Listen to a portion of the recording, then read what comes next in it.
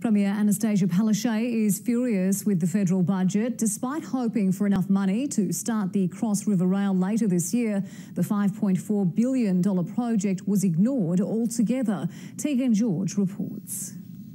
The Premier suited up in maroon to deliver her verdict. It's a slap in the face to Queensland. Her government was hoping to see $1 billion in the budget for Cross River Rail. Instead, it wasn't there at all.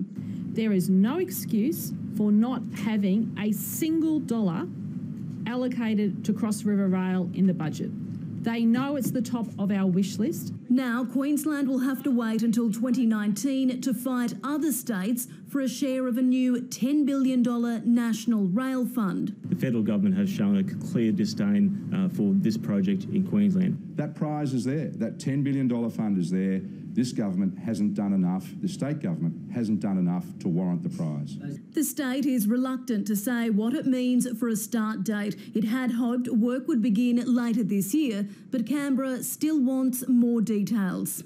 Cross River Rail in Brisbane and the Western Sydney Airport Rail Link all have the potential to be supported through this program, subject to a proven business case. We have sent the federal government everything they need.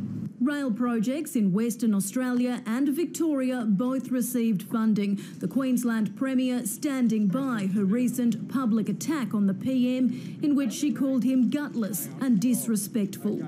No regrets. Canberra's core infrastructure commitment is $8.4 billion to build an inland rail link from Melbourne to Brisbane. This is great news. It means it takes those big trucks off our roads. It's nice to hear governments talking about rail rather than sports stadiums and more boardwalks or fish aquariums in the city. In good news for South East Queensland commuters, there's $844 million for Bruce Highway upgrades, including Pine Rivers to Caloundra and the Deception Bay interchange. $1.3 billion has also been set aside for natural disaster repayments, with more expected to help repair public infrastructure damaged by Cyclone Debbie.